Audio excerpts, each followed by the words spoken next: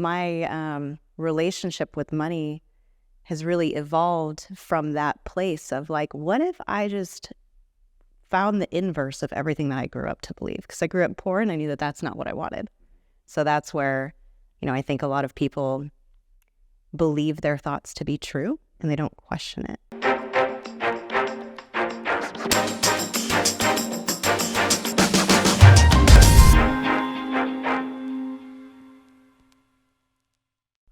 And it was all about how to build a business and how to do revenue from like 50 to 100 million a year. This mentor of mine, I just saw last week, they spend just over $1 million $1 million a week in ads, and they have about like a 2.3 return front end just on that. So they'll do like let's say $3 million revenue for the week front end, and that's not including the back end, which is far superior from that. And it was super great because I was able to geek out on all the marketing stuff and everything like that. However, the biggest takeaway that I got was seeing his relationship to money that I found so astonishing. And there was one point where he was just like, yeah, like money, I put it out into the world and it comes back and I keep a little bit. I put it out into the world and I was like, it was so revolutionary for me to be able to see someone have that relationship with money. And that's where I wanted to start with you today, Michelle, which was like, how do you define a healthy relationship with money? Oh, beautiful. Well, there's so much there. It's like the power of environment, right? Myth busting when you see the evidence, right? Like that shapes your relationship with money instantly when you're able to put yourself in those rooms where people think differently than you. And I think that that's the biggest struggle with most people, I believe, is that they don't know what they don't know. We've grown up in our family environment that have shown us a lot of evidence to believe the beliefs that we have with money. And so that's where really our relationship stems from. And so the work is to disprove that. And how do you disprove that? I remember one time I was doing interior design and I was having like money issues with, pitching a $7,000 footstool. Like to me, it just seemed like, what? This is crazy because I didn't come from that. So my work was to retrain my belief systems, and I started to look at all of the evidence of how many vacation multi-million-dollar mansions there were on a certain island. Like I would start looking for all of the evidence to start disproving the things that I grew up to believe. And so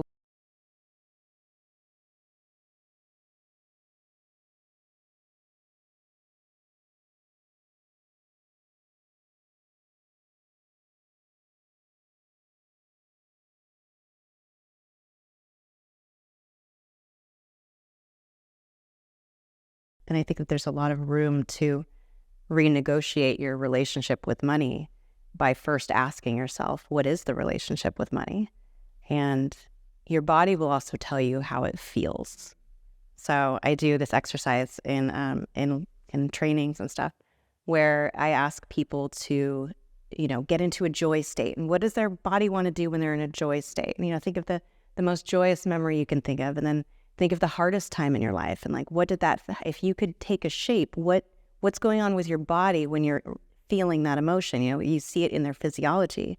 And then I ask, how do you truly feel about money? And how would your body express money? And that tells you a lot because it's an embodied relationship. See a lot of people turn into the fetal position. Yeah. When you ask that question, like, how do you feel about money after doing that? That's interesting because I felt like when you said that, I had more of a curling in than an expansive opening up with it as well. All right, we'll continue to rip this apart. Sorry, I interjected, just continue on. Yeah, so I mean, it's so ingrained in our subconscious, which is really the neurology of our body, storing memories. And so that's where a lot of the work is starting to address the relationship in a psychosomatic way. So one thing that comes up when you share that is, for me, I was thinking about the judgments that I make. So, for example, you were pitching a $7,000 footstool, and so, and correct me where I'm assuming wrong, but it's like you thought a $7,000 footsore was like, oh my God, like that's a lot of money for this thing that I'm going to put my feet on, where somebody else is like, wouldn't even think of it. Great, tick of the box and continue to move on.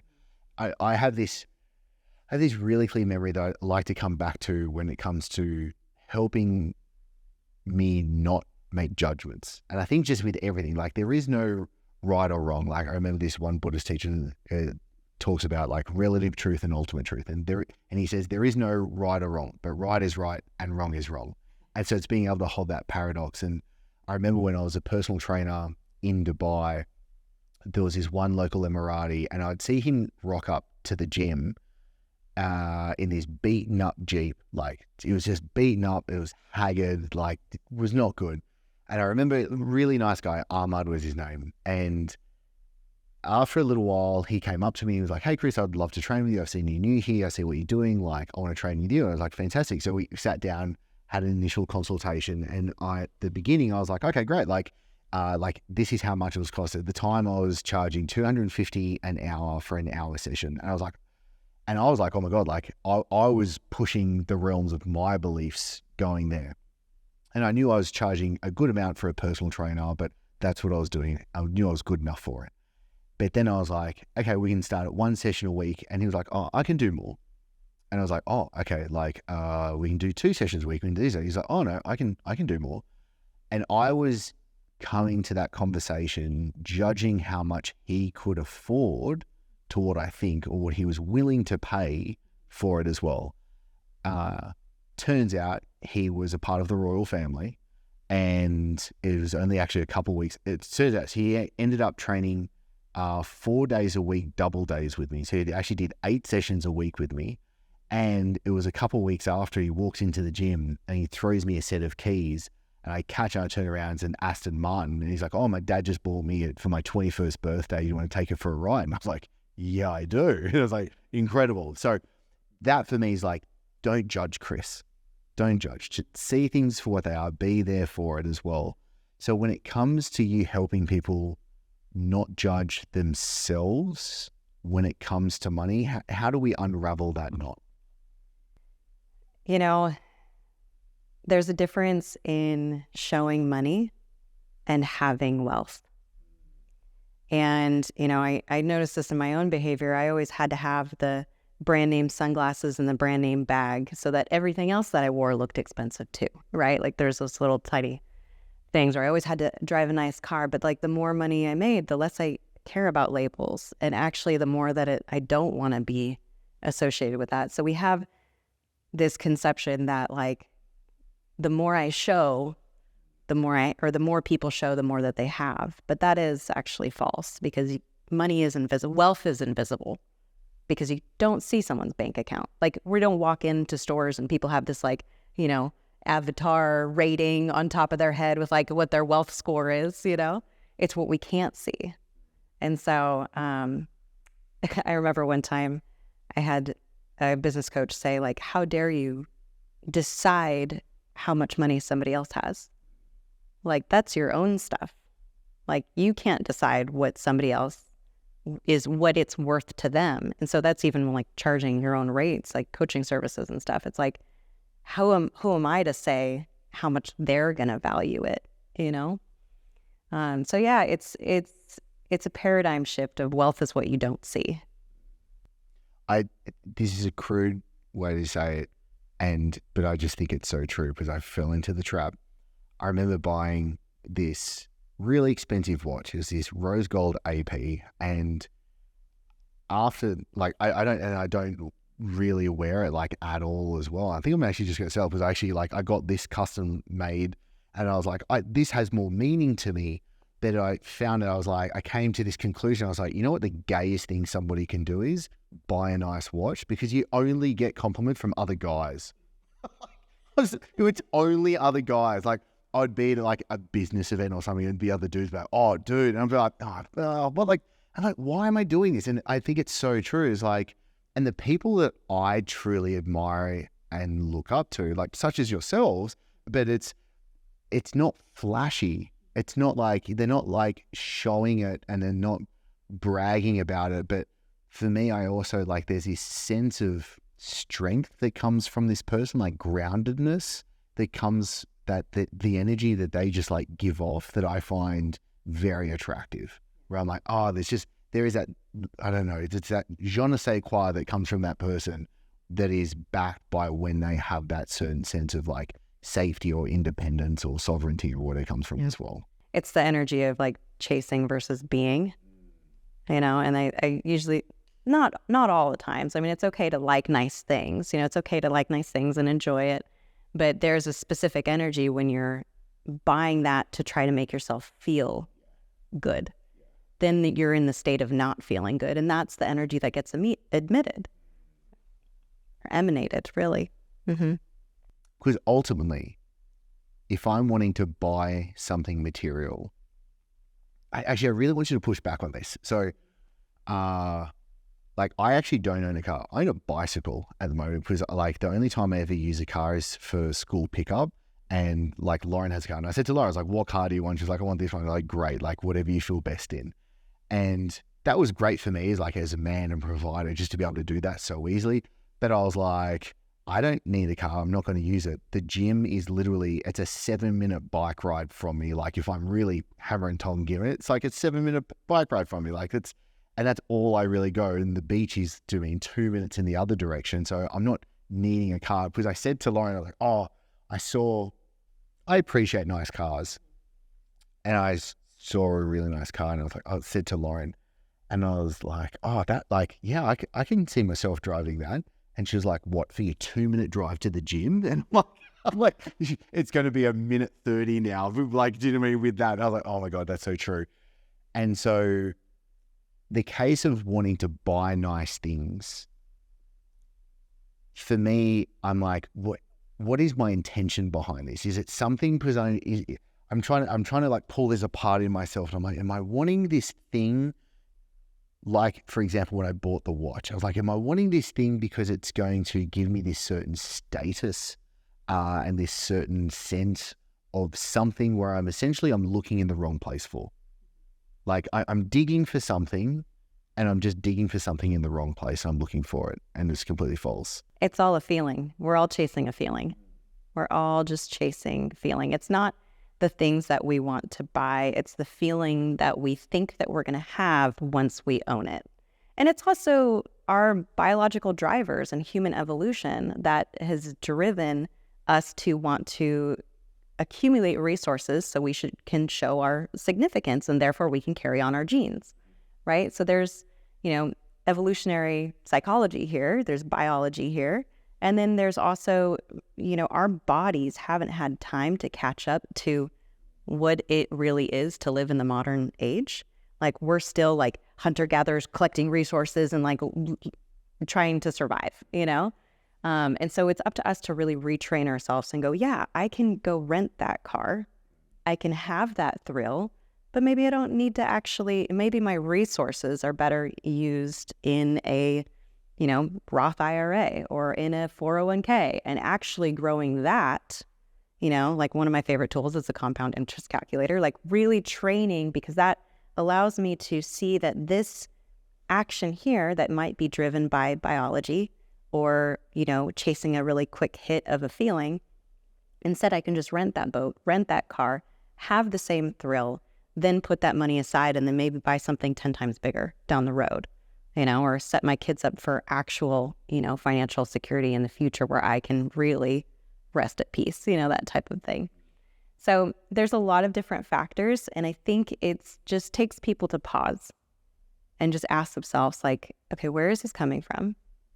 And look, it's okay to want and have nice things, but when we do it at a cost of ourselves, when it diminishes our own self or diminishes our net worth, really, it doesn't allow us to actually set aside resources for the future. We're, taking that away from our future selves, then we're actually kind of doing a form of self-harm. But when we have to shift the perspective so we can see it that way, so we can see these like, oh, I'll take a small hit and that's fine, but I'm not going to do it and jeopardize my wealth. I went through this stage, it wasn't that long ago, where I just read tons of like moral philosophy, especially like Peter Singer's work.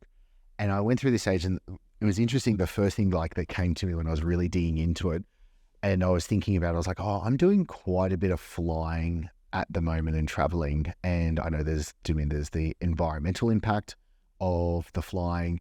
But then I was also thinking and reading through it, like with, say, effective altruism, there is a case of like, okay, well, if I have this dollar of dollars, where is it best utilized to have the best good in the world with it? And my first thought was like, oh, hang on. For example, if I don't sit in business and I sit in economy and I change the money that I would have spent on my business class ticket and I buy bed nets, for example, in Africa, and I can save lives with that money, and a life is safe because I think it's something they say about, I think it's about $2,000 to $3,000 that saves a life. And I immediately did that math in my head where I was like, oh, I'll sit in economy. I'll just have a little bit more of a uncomfortable situation. Like I'm a bit of a lump of a dude. But that's okay because I know. And then I was doing it, and I was sitting in economy, actually having a sense of joy and happiness, knowing that I was able to do something as well. But I'm definitely not a martyr whatsoever, because I think I went too far down that side of the spectrum where I was too utilitarian. And like, for example, I was like, I go for a walk because I know I need to get my steps in for the day. Do you know what I mean? Like I'm drinking water and I'm putting element in it because I know I need my electrolytes. Like everything had this clear purpose to it, and I lost joy and play in my life. How do you help people use money to actually get, like you said, we're all doing it for a feeling. So how do you help people use money to actually get what they're feeling? Because I believe that like true freedom is downstream from financial freedom. I think life is better. I've been broke and having no money to having money. I much prefer having money. So how do you help somebody use it actually to give them what they're looking for? Yeah, I totally agree. You have to get out of that survival state, because then your brain's not open to, higher levels of thinking, creativity, like really being in play is tough when you're in a complete survival state, right? So you've got to meet your basic requirements. From there, abundance is a mindset. It's coming from an overflow. So, there's this Parkinson's law, which says your expenses will always rise to meet your income, right? So how do we circumvent that so that you can be in the state of overflow now? And what Mike has also mentioned in another podcast of yours is thinking of your future self, right? So how I set that up with our clients is like making sure that you're setting aside money for the future too, so that you don't just continue to spend what you make. Another way is to really get honest with yourself at the feeling that you're searching for, which is, and I play this game of like, okay, so you want to buy that house. How are you going to feel when you buy that house? And what does that stir up? And I do this thing called the 7-layer dip. So I just keep asking another question that gets to another level of depth. And then they really find what they're really truly looking for. Like, okay, well, I buy the house, then I'm going to be able to have friends over. Okay, now that you're going to be able to have friends over, how is that going to make you feel? Like, well, it's going to make me feel proud. It's going to make me feel like, and eventually we get to, it's going to make me feel like enough, or good enough, or like I've done a good job, or my dad's going to give me a attaboy, or, whatever it may be. And it's like, okay, so what if, and, our subconscious mind is designed for efficiency. So if we're not going to go a huge roundabout way, if we can take a direct path. So that's what I work with. Is like, well, what's that direct path to get you what you're actually searching for? And so how do we bring in, like, I just spoke with someone yesterday who she's like, I need to make, more money in my business, and I need to do this side hustle, but I also want to be with my kids. It's like, okay, got a lot of contradicting things here. So we found that the reason why she's really trying to get this like extra side hustle and do all this extra work is because she wants to feel freedom and peace. And go, okay, can you take an hour every day with intention and be with your kids and feel with intention freedom and peace, knowing that in that moment you're not going to get evicted, you have enough money to pay for all of your needs, and can you bring in that feeling of peace and freedom? And this is what changes the fuel from like constantly chasing, because whenever you're feeling like something is outside of you, you're going to add this extra work and chase after it, right? But if you're just wanting to actually feel free in a moment, that's a choice. And you can choose to feel that. And you can support yourself by choosing your thoughts on purpose. You know, like I said, like you're not going to get evicted. It's safe right now. You're in your home. Like you can pay for all of your needs right now. But it's a choice to lean into those thoughts versus the anxiety-provoking future worst-case scenario, which will get people into the chasing and the not enoughness. It's easy. It's easy for me. It used to be, actually, I know I'm much better than this, but it used to be very easy for me to catastrophize and just be like, what is the worst case scenario? Like, oh my God, everything, I'm going to be dead. Literally, if I do, I'm going to be dead. Like everything goes to the universe, just implodes right now. No, that's never going to be the case. Highly unlikely anyway that that's actually going to happen. So when it's the abundance is a mindset, and because there's literally a meditation I do every single morning. I've probably done it for at least a year and a half now, every single morning. I've not skipped a beat on this thing, and for abundance.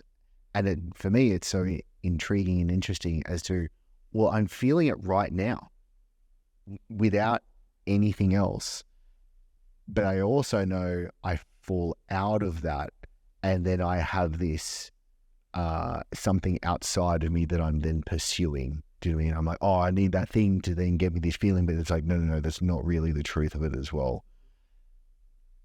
Is there something that you could help me with, Michelle, when it comes to continuing to align myself back into what is actually true and correct?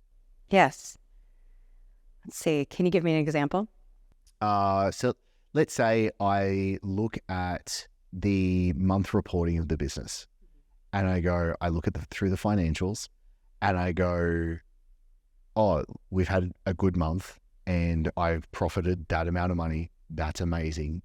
I don't even know what to truly do with all of it. Do you know what I mean? Like, it's that great. But then I have this sense of wanting more. And that is at the moment, that is a fear that I have, knowing that I have so many instances in life right now.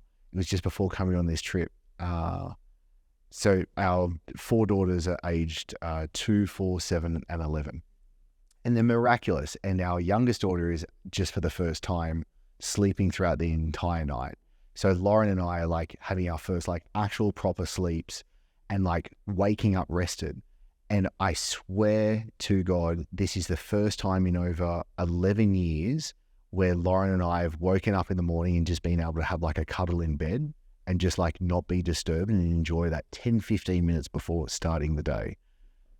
And then there was another instance where we just went down to the beach, and I was just like, we're down the beach, the girls were playing, Lauren and I just sitting there, and I was just like, this is it. I was like, we've won. Like, I was like, we've won in life. Like, it's like, family's good, health is good, marriage is fantastic, like money's good, like, and I was like, why do I not feel completely enlightened? Like, I don't know, it was almost like, why hasn't the sky parted and there is just angels and, you know what I mean, there's trumpets playing or something like that? Because I was like, I felt this complete gratitude for absolutely just everything, and just how I was so grateful for all of the hard periods I'd gone through in my life, because I knew it was worth it and came to here. But I also then fall out of that. Yeah. And then I get into like, God damn it, we should have had more sales. And I see myself think that, and I'm like, I want to kick my own ass. So anyway, what do I do to kick my own ass? Everything is in seasons and cycles, right? Nothing on earth is just consistent all the time. And so we've got to extend that same grace to ourselves. We can't always be producing fruit 24/7. Like, we've got to give ourselves seasons. And if we were in that bliss state all the time, would we even know it? So it's almost like a requirement that we fall out of it in order for us to fall back into it. That's what makes it so beautiful. We're also designed for growth. So everything grows. We're designed to grow. And so it's for what purpose? Like, for what purpose is that voice that's saying, oh, we should have done more? Like, where is that coming from?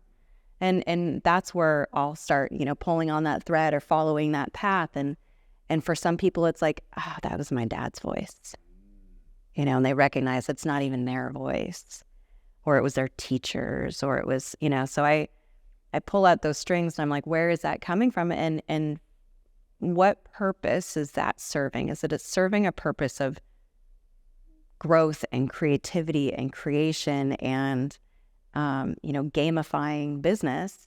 Or is it, I should be doing more because so-and-so is doing more? Okay, I've got to be honest. I feel like there's both for me right now when I feel into it. There is the case of, I really enjoy the game of business and the challenge of it. And so I'm like, okay, how do we do better? Like, how do we, like, and it's purely from the gaming. Like, it feels like a game. Like, it doesn't change life whatsoever if we had done more sales like that. And that's the intriguing part of it as well. It's like, even if you doubled it, my life doesn't change. Like, I'm still wearing the same clothes. Like, I'm doing everything the same. However, there is also, I know that sense that it is still there. I've not yet become enlightened where there is the case of I'm comparing myself to others. So how would it feel if you were making more? If you were on the same level as whoever you're comparing yourself to? I don't think it would change anything. Yeah, like, and that's the epiphany. I was like, if you put another 10, 20, 30 million in the bank, I don't think my life actually changes. The toys might change, but I don't, like, nothing substantial or essential changes whatsoever. So you've built your businesses and you've been incredibly successful. There's that neurology there, right? There's those strong neural networks of that way of being, where those milestones being hit have been met with incredible reward. Now you've reached this diminishing return where the more you achieve, the less it actually brings back to you, which is a universal law. But you still have the neurology of, this is going to give me a big hit, right? Like, so more, faster, stronger, But even to say that, like, when I sold the last company, I remember being on the last Zoom call, and the last call was pretty much just to, like, kick me out of all of the platforms, say the last goodbyes, like, that was it. It was a 30, 40-minute Zoom call. I remember clicking, like, end call, and, like, that was it. It was 100% exit. Everything was completely done. I hit end call, jumped on the bike, rode down to this beach cafe to meet Lauren. I had a soda water, and then, like, 30 minutes later, I was like, oh, like, I'm bored. Like, I want to do something now. Like, but, like, that was the absolute extent of me rewarding myself as well. Like, I think I know that I'm terrible when it comes to reward. Like, I'll achieve one thing and it's like immediately, no. This is how messed up I am. Quite literally, I remember climbing this volcano and getting to the top of it, and then literally seeing a higher peak and being like, oh, let's go to that one next time.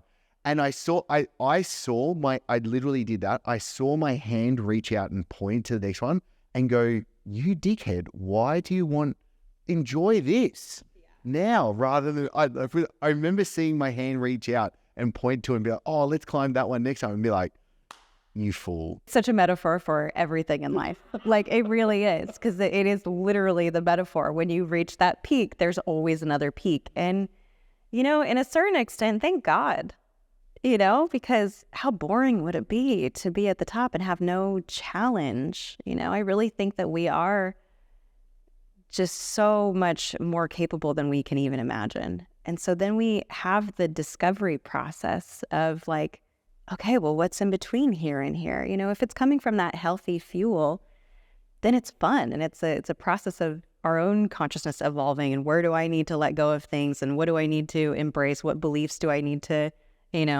evaluate? And thank goodness we always have another hill to climb. right? Like, if you look at it that way, it can be fun and adventurous versus like, oh my God, I'm never going to freaking get to the top of this mountain. When you shared, as a light bulb went off for me when you said seasons, and I've thought about that in a lot of context, but you said it in a way it's just landed differently for me right now, where I just had the thought, I was like, it would be interesting, kind of like what Mike shared before. It was like doing writing, podcast, YouTube. Like, I just want to pour myself into that. I feel like I vied with that because I was like, yeah, like I want to write more. And I think I'm very romantic about that idea as well. But it's also the case with me where I'm like, is this season of my life of being in, like, for example, I think of like labeling myself with words. And so when I sold the coaching company after, I was like, I'm not a coach. Like I kind of like, I was like, I take that label off and I'm putting that down. I'm not that. And then like I did consulting. So I was like, oh, I'm just doing like this consulting thing for now. Then I finished that and I took that label off and I was like, oh, no longer doing that. And then I was like, well, what if I'm no longer an entrepreneur? Like, what if I took that label and put that down? And I share that only because like, Derek Sivers said that to me where he was like, yeah, I sold the company and I was like, I'm no longer like an entrepreneur. He's like, I haven't sold anything online for like ages. Like, I'm not doing that. So like, I put that away and I was like, oh, that's an interesting, I hadn't gone 7 layers deep. I didn't keep going with that. And so this season of life for me, I'm really enjoying. And I always enjoy for me, I enjoy the challenge of wanting to be able to achieve something, but having the context or the boundaries or the rules for that game set in the way that I want. Because I was like, when I sold the business and I started the consulting, I got the consulting up to $1 million run rate in 63 days. But I was like, I want to do this really quick. I want to see how fast I can do it. But I've got to be under 10% body fat and I've got to be having an amazing marriage. I've got to feel that as well. So it was like these 3 things it was like a triangle. I was like, I have to tick these 3 things for that to be a success that way. And so when you shared and you said season just before, I was like, oh, I think there's a change of seasons in my life coming up now as well. How do you help them redefine themselves or their identity and their personality, or even like, how do you change through those seasons? Yeah, great question. And a lot of people can mistake their identity for what they do versus who they are. And so that's where the work is defining yourself by what you stand for and what you value and who you are as a person. And all of those things can stream into whatever you do. It's just really what you stand for. And for me, I almost think of it, and I always do this whenever I'm talking about this, because for me, it's like the pillar that I hold. Like, I am going to be a pillar for love, peace, enlightenment. And that's through all of my actions. I want to embody that and show that and emanate that. And that's different than, oh, I'm a this and I'm a that and I do these things, right? It's a different feeling. And so getting really in tune with taking off all of the labels and then asking yourself, what's most important to you? And what is success, like you said, like for this to be a success, I need to also have a good relationship and good health.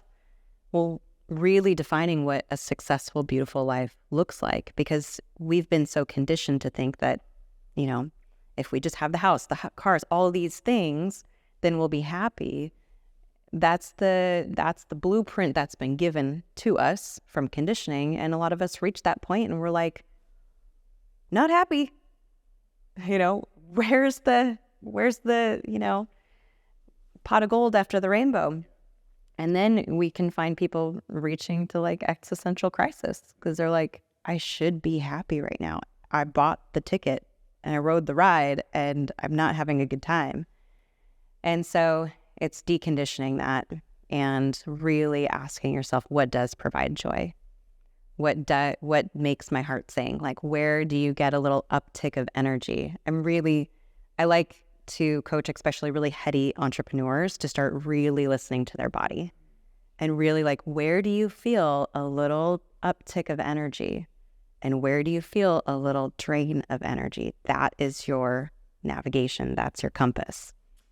I had a conversation with this amazing couple that I interviewed just a few days ago, and they said a word that had a really big realization within myself, and they said satisfaction, and then I was like, oh, that's interesting.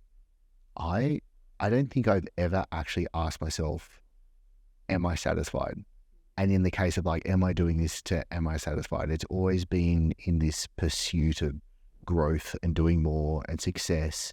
And even to the example that came up, I shared this with Alex and Katie yesterday as well. And I was like, with lovemaking, I'd never actually asked myself, am I satisfied? It was always me wanting to satisfy my wife and my partner. And it was never about me. But I had such performance anxiety about it, because I was like, if I'm not big enough, if I'm not hard enough, if I'm not lasting long enough, like all of these things, I'm a lesser of a man. And so I was like, oh my God, I think in that realm, like I've not tapped into it all, the joy and the pleasure and the satisfaction with myself when it comes to that. And so you said joy then, and I was like, oh, Michelle, God damn it, why'd you say that? But I know for me, I can over intellectualize things really well, and I can really work things through, but then the embodying of it. And I think that's the case of, if I'm not even going to talk for the audience, I'll talk for myself. I can intellectually, I'm like, oh, Michelle, I 100% agree. You are preaching. How do I then take that from an intellectual standpoint to like an embodying being it? What's that shift? Looking for all of the evidence. And I like to grow, like I'll grow a feeling.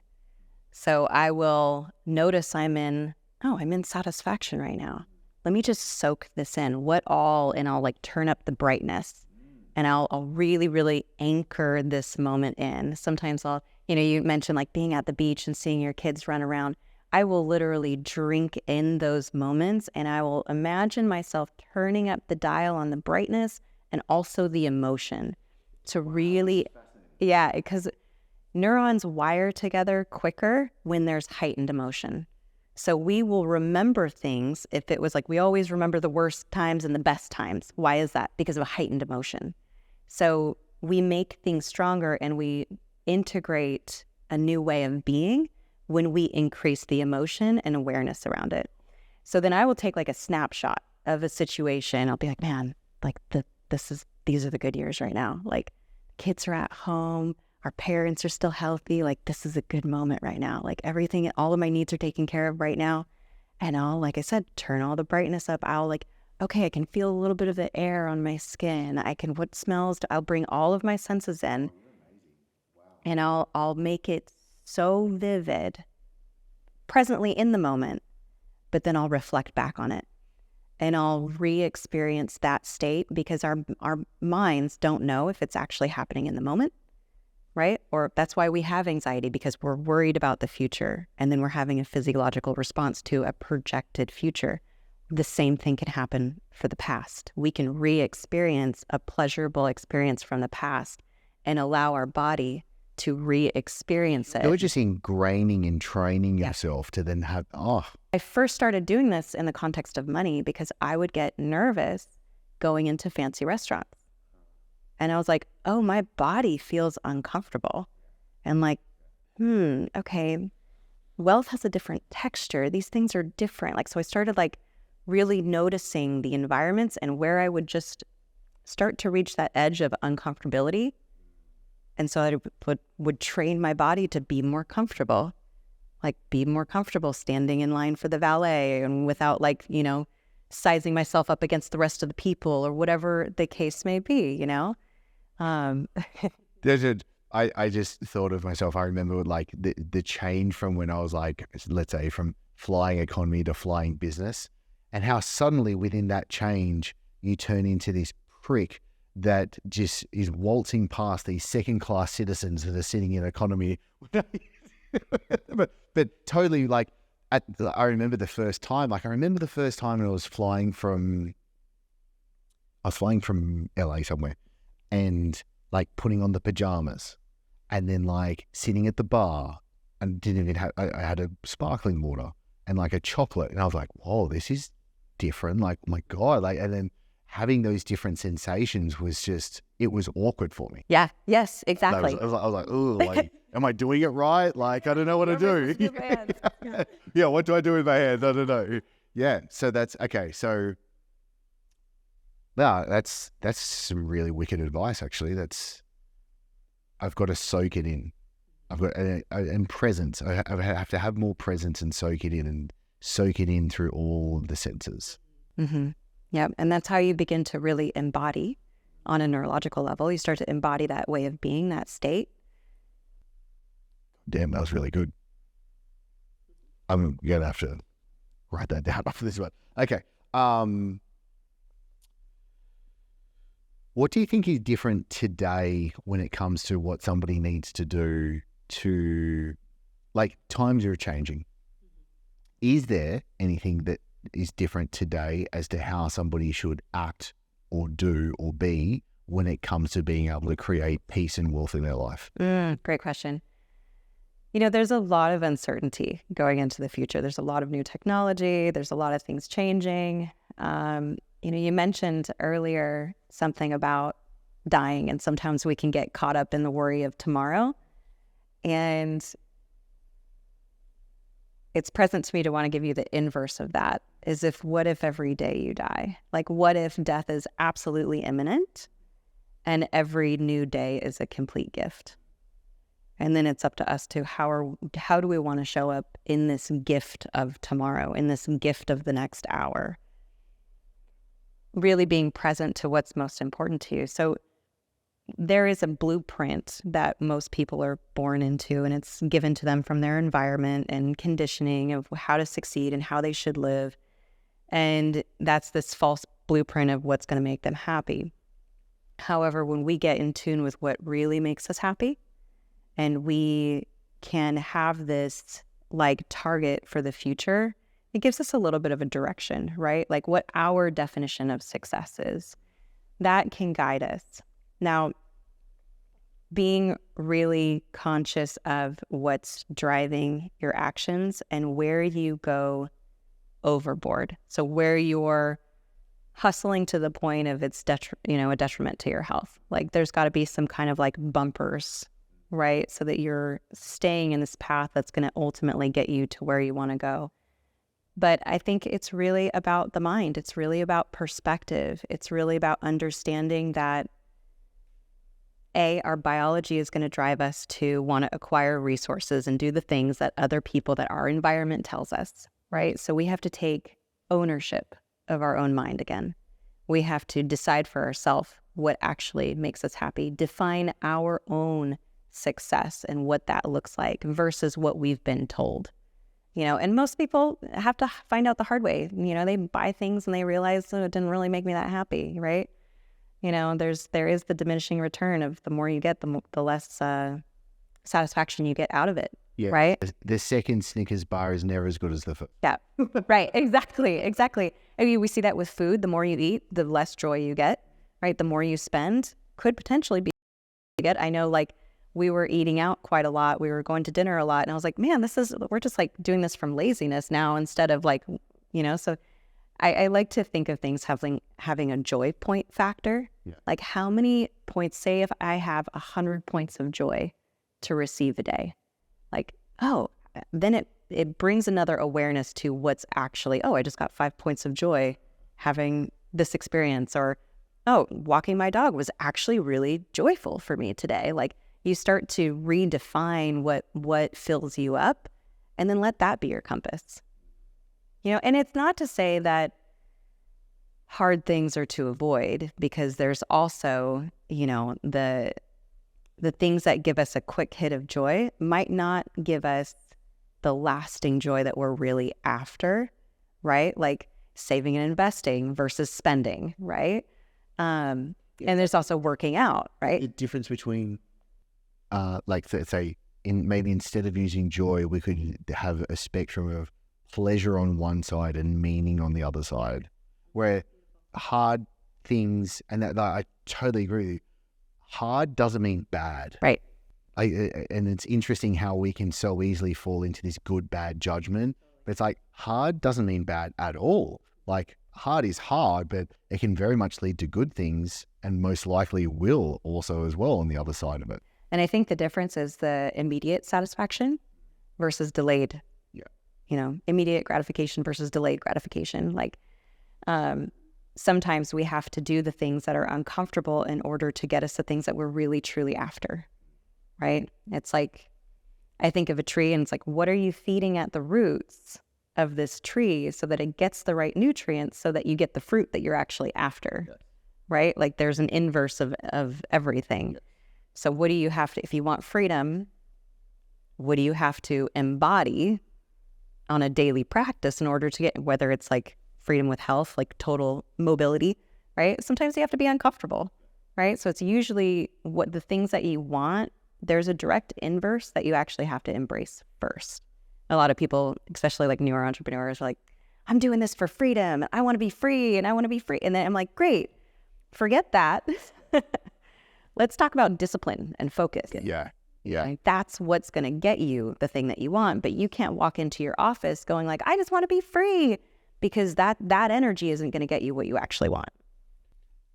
And it's almost like the truth of that fact is, you know what, the first 5 to 10 years, you're not going to feel free. Like, if anything, it's going to be the complete opposite. And you're just going like, it's just from my experience. I quit being a personal trainer and physique coach, started this online business, and I swapped spending great time with people, like being in the gym and doing all that, to sitting by myself in a wardrobe makeshift home office, plugging away, trying to figure this online stuff out for so many years, not having any social interactions. And but again, I'm so happy that I went through that. But the truth is, I had to do that to build the skill set to be able to do it. And the only way to build the skill set is just putting the reps in and doing the work, doing the hard things. Yeah, I wasn't skipping into the office being like, I want to feel free. Right. And that comes down to seasons, right? Like, that was the season to be in that hustle. The problem is when people get addicted to that season. Yeah. And they do get addicted to that season on a biological level because the stress hormones. You're preaching to the choir on that one for sure. And a perfect example of that is I used to pride myself on how hard I could work. Like, I remember saying to mentors, just be like, just tell me where to run and I'll run through walls and I'll make it happen. And I could just execute on it. And that was great, but it got me to a level, but it wasn't going to get me further than that. And I banged my head against that ceiling so many times. And so a great example of this right now was like me being on this trip right now. I said to my team, I was like, hey, I'm out for 2 weeks and I'm not going to be doing here whatsoever. You guys have got this. And then I even got my COO and CRO they love fishing. So I was like, you boys are going to go fishing towards the end of the week. So you guys are completely out as well, to then have more responsibility and onus on the rest of the team. Because what I have found myself in very much an entrepreneurial aspect is, if I wasn't feeling busy, I felt like I was doing something wrong. And so like at the end of every month, I do like a long form wrap up of the month. So I can kind of like reflect on everything, and I typically share it with my team as well. And not last month, the month before, the maxim for that month was, don't find the perfect answer to the wrong question. Because I had found myself falling back into the ways of, I'm not busy, so therefore I'm going to be busy. And I was finding problems that weren't really problems. So I'm solving things that don't need to be solved and actually causing more problems in the business. And so that's like, I literally had team members be like, Chris, can you like bugger off? And I'm like, sorry, like, yeah. And then I found myself like, kind of like literally one day I was sitting in my office. It was like 8:30 a.m. and I'm like, oh, I got nothing else to do. This is weird. And then I kind of like wandered into into our house, and Lauren saw me just like, and she was like, "What are you doing?" I was like, "I don't know what to do with myself." And she was like, "Go for a walk, like have some fun." And I was like, "Fun? Like, was this like Mandarin for something? I'm not too sure." So it's very interesting because I literally in this moment of my life right now, learning to decondition myself from that process. Yeah. In order to make the next level, we've got to completely release our past self, right? And it's sometimes in that transition, it can be tough because there's so much, I call it an echo. It's like, oh, an echo of my old behavior. It's that neurology, that muscle's really strong, right? Like when you only work out one muscle, like that next arm, if you haven't worked it out, it's going to feel awkward and you're going to want to pick the thing up with your strong hands, you know? So it's a trap that we all fall into when we're evolving and when we're completely transforming into another person. What's really helpful is to, take those visualizations and anchor that into the state and re-experience what it feels like, because it's kind of like a foreign feeling, right? Like having more time than you know what to do with, having a clear schedule. So for some people that freak them out, right? It's funny because most people are like, oh, that'd be great. I'd really want that. But yeah, when you get to it, like, then let's talk. It's boring. And it felt like I was wearing someone else's clothes. Like it was just like, oh, like what? Like it was jarring. Was like the feeling that it initially had for me. Yeah, especially when the identity is so tied to, someone's performance or what they do or them in the office. Then it's like, okay, there is this renegotiation of who they are now and who you are now, right? And what a day looks like for you now. And, for some people, I'll help them bridge that transition with like, okay, put stuff on your calendar. If you're really used to that and that kind of gives you a sense of anxiety, make, block out times on your calendar where you're doing things, where you're just like meeting a friend for coffee and doing this and doing that, but you're still satiating a part of you that needs to feel productive and busy, but it's in a totally different way. So you can bridge these things. You don't have to go from like, working full time to laying on the beach, right? That'll drive a lot of people crazy after a certain amount of time, right? Yeah,